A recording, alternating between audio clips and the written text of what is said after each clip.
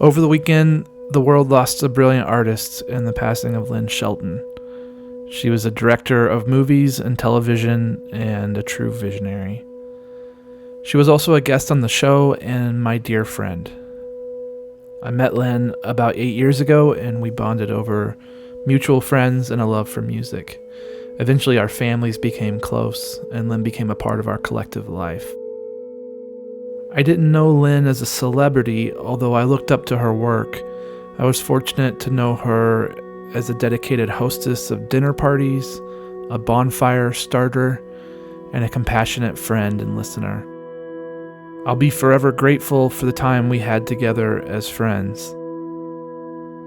Lynn was nice enough to ask for my notes on early edits of her last 2 films, Outside In and Sword of Trust, and for that reason I hold those films dear, although I would ask all of you to go out and devour her work. For the last year, Lynn was with her creative and romantic partner Mark Maron, a legendary podcaster and someone whose vulnerability in this medium I try to emulate.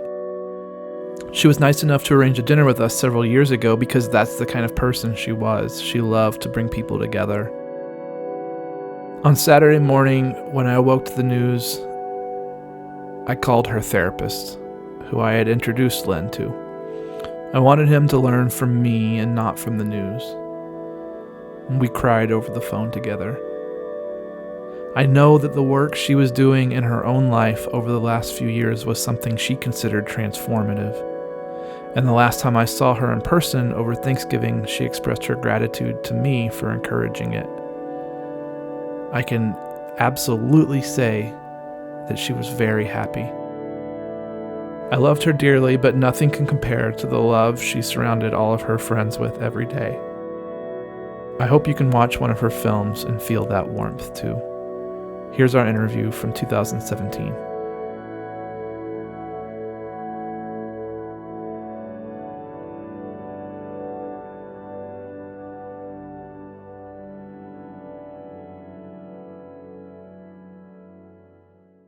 I'd say that the main theme overriding a lot of the others is that we're all fuck-ups, that our flaws are what make us human. Chesney asked me to move in with him. Are you serious? Yeah. Last night in front of my family at dinner. Wow. Yeah. Wow. What the No heck, joke. right? You're... Yeah, I mean, I don't know. Yes, good, no, good. I'm kind of flipping out about it. Well, of course you are. You wouldn't be you if you didn't flip out about it. It's great, it's fine, it's normal. Really? Yes. I mean, he was supposed to be my rebound, you know? Yeah. Just my get back in the game guy. We're using And each look other what happened. Isn't that awful? Something beautiful happened. Is it? You actually have Is it? I don't know. Is it being tied down again going to be awesome, or is it going to be like a cage?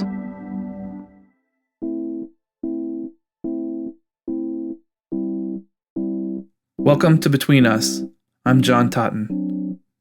Today, I'm going to talk with Lynn Shelton. Lynn is a filmmaker from Seattle. My first awareness of Lynn was early in graduate school, back in 2009, when I first saw Hump Day. Her comedy about 2 college friends who are essentially trying to prove to each other that they can still be relevant through a drunken agreement to make porn together. Lynn's films are easily recognizable for their authenticity.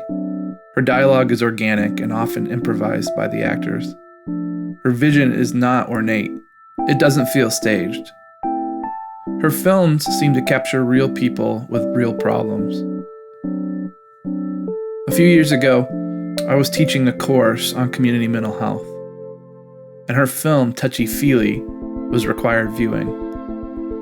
In the film, the main character, Abby, a masseuse, loses her ability to touch human skin. My goal was to have students consider the mental capacity we have to care for others, and the increased burden we bear when we take on extra trauma. In the last few years, Lynn has been part of a bit of a television renaissance. Her TV directing credits include Mad Men, New Girl, and my personal favorite, Master of None. I was able to sit down with her in a rare week off and discuss her experience of mind and how her conscious and unconscious mind interact with her craft. How are you? Good. So you're in town for a week? Yeah, just a week, one precious week. I had a really intense month. The last week of shooting was really brutal in particular. And then, so I'm really happy to be here. I'm just I have to keep reminding myself that it's okay to not be working every minute. It's like almost a pathology with me that I feel really guilty if I'm not working. So I have to remind myself, Lynn, you just worked your ass off 2 weeks straight. 4 weeks straight, like 2 back-to-back TV jobs. It was really intense. And now you can relax, so. Yeah. You work a lot.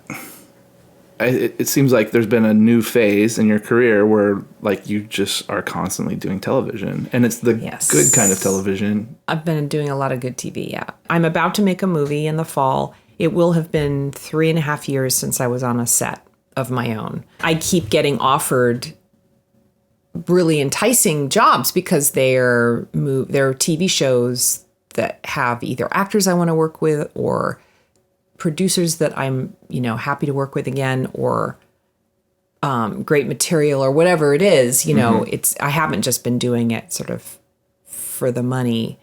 And I feel really lucky about the projects I've gotten to work on. Sure. In television land. Yeah. But it also creates a crisis for you when it is time to take a break, right? So just looking at most recently, I had such a hard time. It was such a brutal week. Just last week.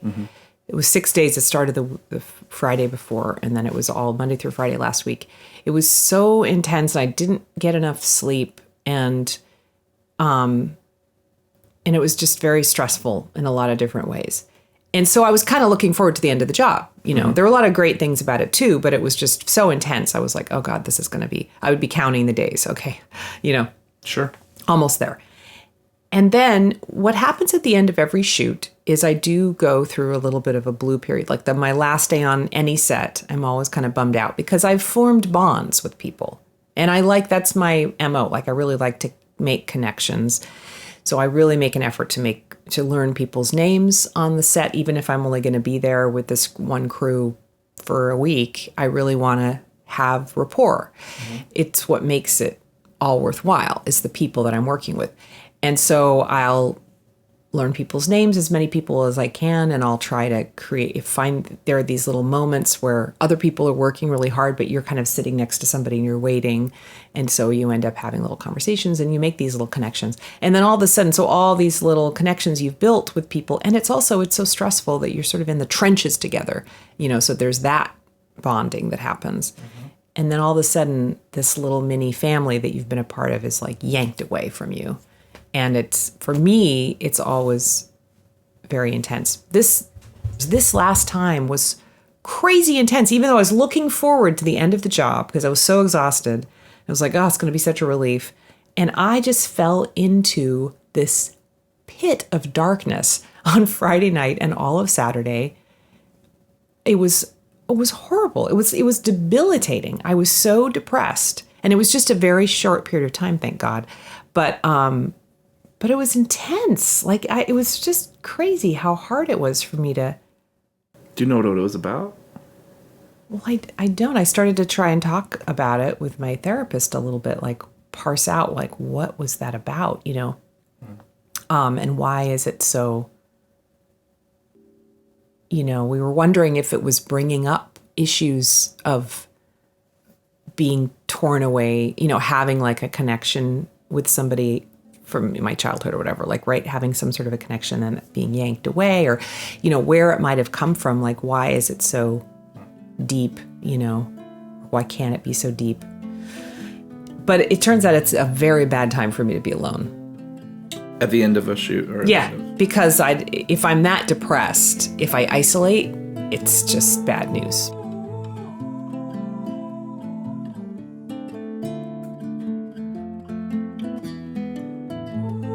There's some kind of psychological factor or theme in each of Lynn's movies. Her last film, Laggies, came out in 2014. In it, Keira Knightley plays a young woman who's having what Lynn calls a quarter-life crisis. We might call it arrested development. As I mentioned before, in Hump Day, there are two best friends who are dealing with reconciling the selves that they have become with the selves that they once knew of each other in college. I talked to Lynn a little bit about two of her other films, Your Sister's Sister, and my favorite, Touchy.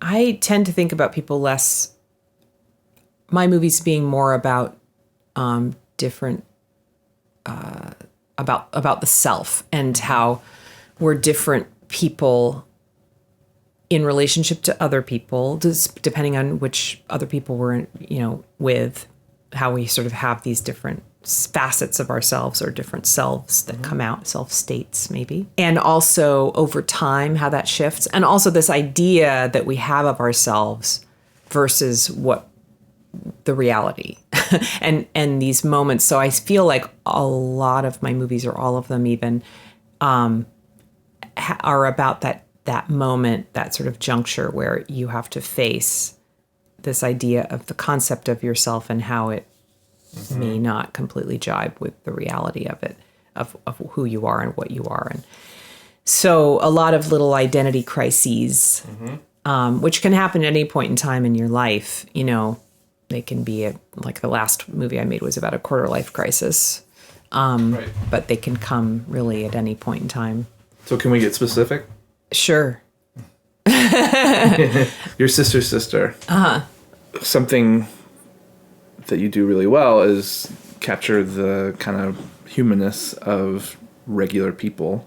The fact that these are kind of regular people and they do things that are supposedly fucked up, but we all have some fucked upness about us.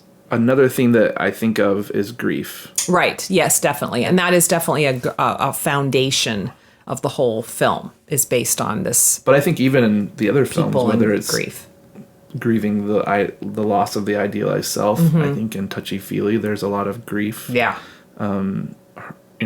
Even grieving a change. The main character in Touchy transition is huge. That's a big theme for sure. Yeah. And that is like a grieving process. Yeah. And so I think it's interesting that you started off talking to me about a story of being confused at like, why am I feeling so depressed about just ending this week-long shoot? My first job in community mental health was working with criminal offenders. I was assigned over 100 clients who were involved with Seattle Municipal Probation and the Department of Corrections. It was in that clinic where I truly started to identify with the archetype of the wounded healer. I was overworked and underpaid. I was surrounded in crisis. My clients were often victims of severe traumas themselves. I became depressed. I would sleep a lot. I would eat a lot. The relationships in my own life began to fall apart as I became more cynical and less empathic. Eventually, I learned of the concept of secondary trauma, or trauma exposure response, often found in people who work in highly traumatized populations.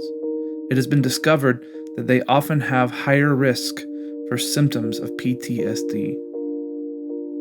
I found a book called Trauma Stewardship.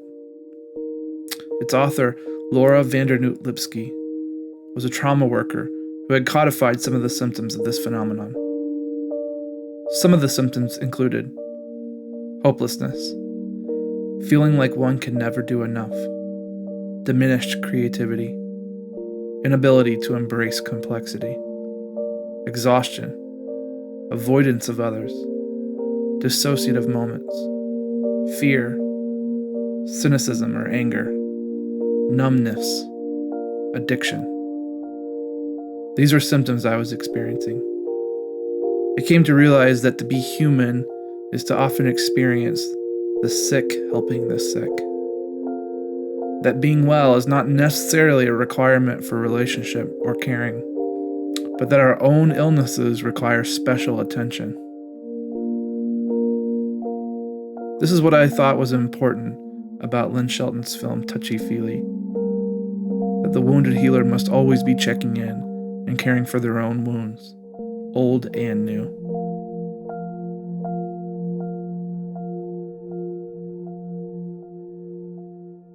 I'm curious about when you're writing a script, or maybe when you're choosing a script, if you're aware, if that awareness enters into the process of what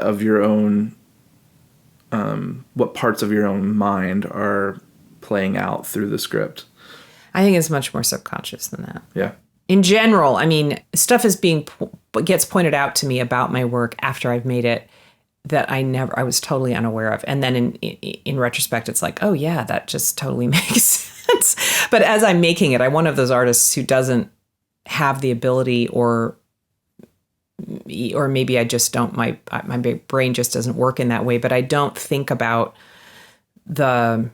I don't see all the intricacies of the themes or the patterns, I just am going on my gut. The number one thing is I want them to feel real. I don't want them to just feel the like sort of cardboard cutouts of, facsimiles of humans. I want them to really be human, but it's all very subtextual. Like it's not, I'm not really aware of. Right. Coming back to Touchy, yeah, which has a special place in my heart because it's about healers and it's about wounded healers and it's in Seattle. And I think the wounded healer is an archetype that kind of drives the characters. For sure, yeah. I mean, I think the very first image was years before I made it. I had this idea that came to me. I mean, this is my best recollection. That I had this image of somebody who works with bodies, and it might have been a doctor, it might have been a dermatologist, it could have been a massage therapist, but somebody who has an intimate relationship through their work with other people's bodies, a lot of them strangers, or just acquaintances or whatever. And I just, at some point, it just hit me how intense that is. To be confronted with the real of a person's naked body when you're not like a lover with them, and lots of people. And again, in a very intimate way, like you have to touch them and you have to be like intimately.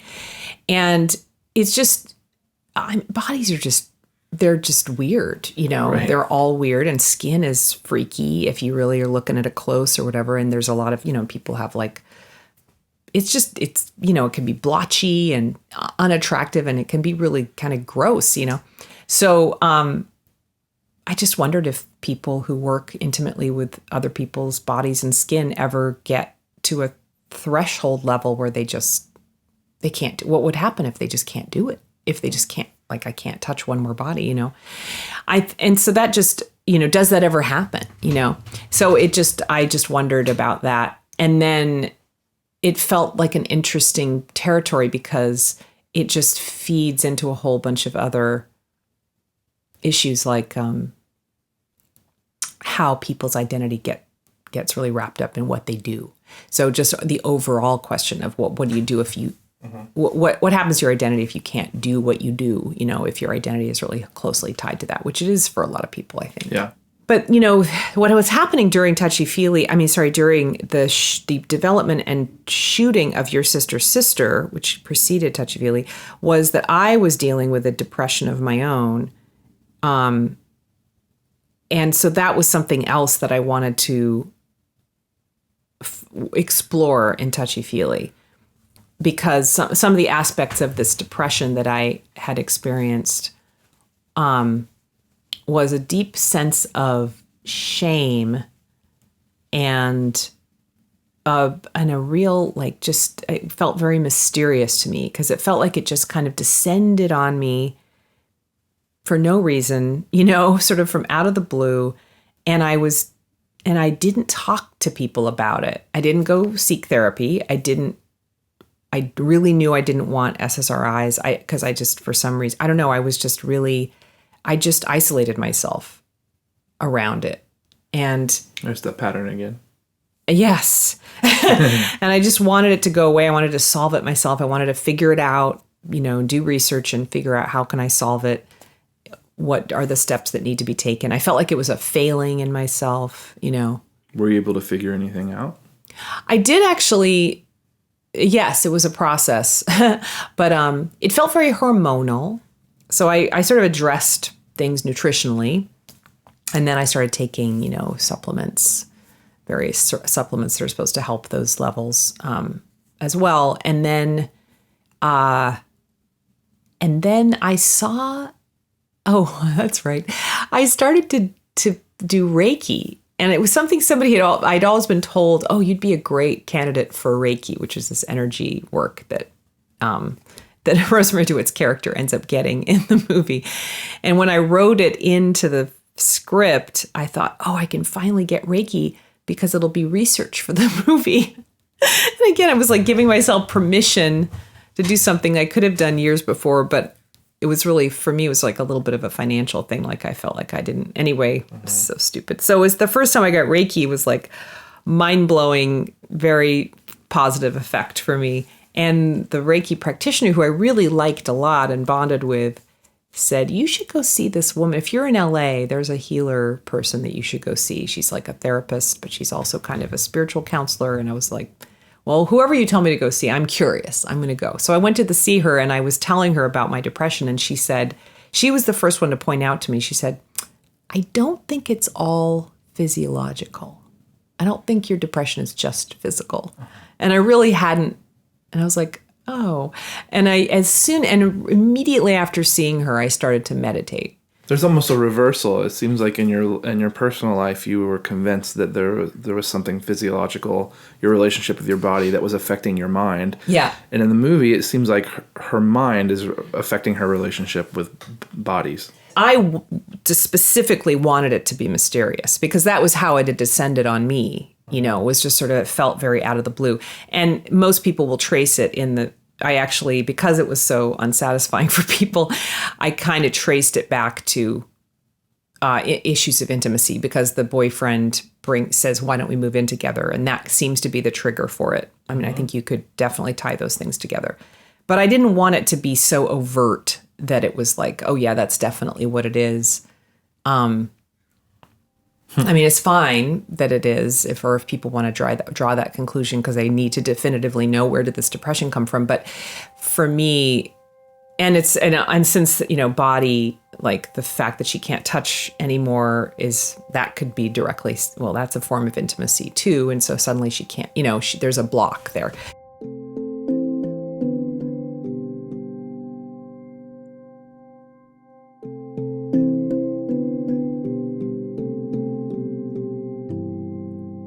How would you describe your past and current experiences of therapy, and how has that process informed how you think about your art?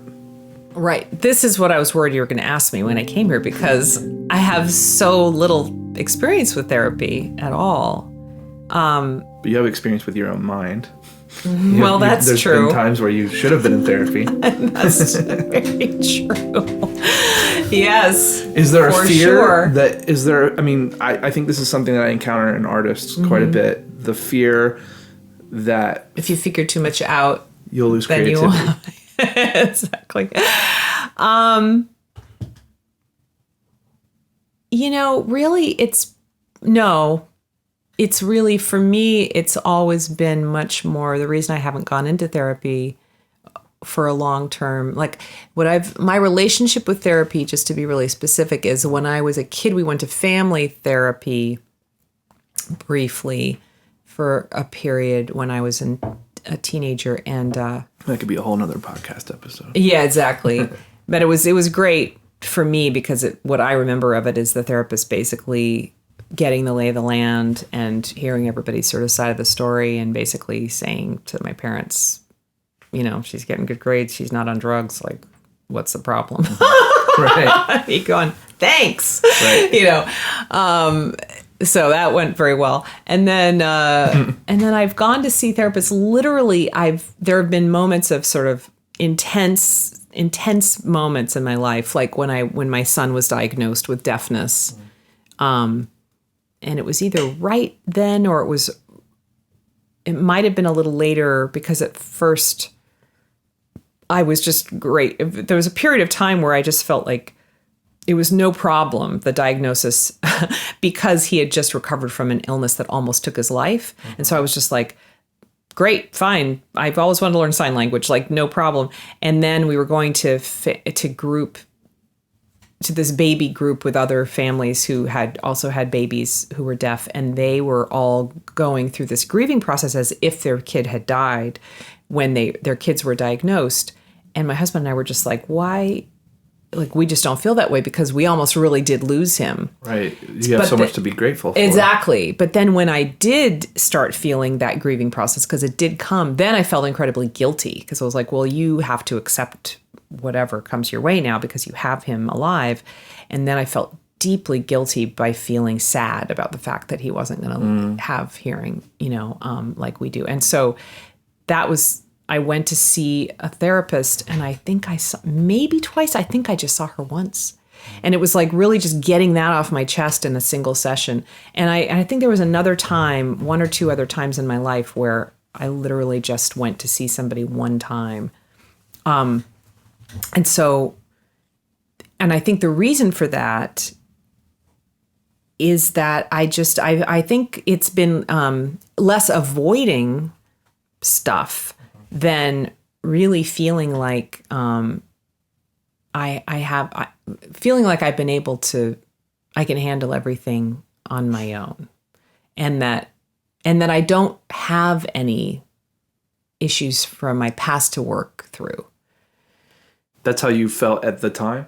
Well, I still sort of feel that way in general, because I really did have a great upbringing, and I had great parents, and I this idea of like working through issues with your parents and stuff like that, it's like, well, I wasn't abused at all. There was no real trauma, blah, blah, blah, But now that I'm in therapy, I've been in therapy now for a few months for the first time in my life on a regular basis. And just recently have started to realize that, there might be things to work through. And it doesn't mean, I think part of me was worried that it would be a judgment against or an accusation against my parents.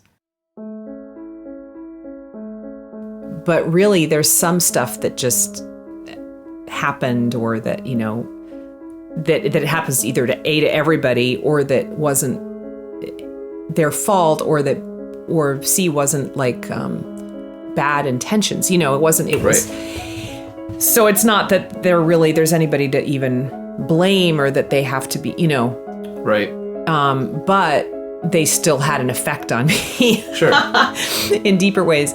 I mean, this is an example. My parents divorced when I was 8, and I remember all of these very adult thoughts from my head of just like, oh, well, I'm handling this really, I'm very mature, and I don't need to, like, I'm not blaming myself for this, or whatever, just things like that.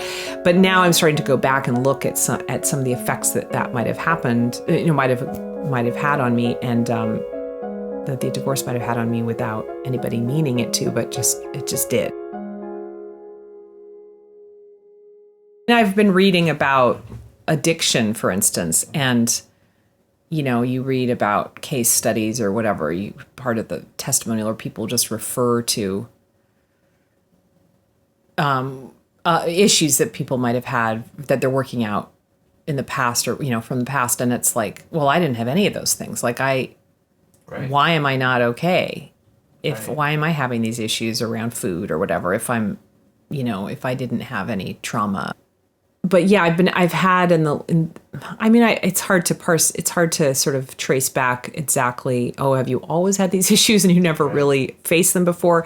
But they became very intensified right around that same time I was talking about with this depression that I was having. One of the things that happened was that I started really turning to food in a heavy way for comfort when I was right around the time I was making Your Sister, when the depression was kind of at its worst. And that just kept getting more and more to a place of just feeling like I would go into these stupors, these states of just where I just had no control, you know, and I would just sort of like dive into these binging states.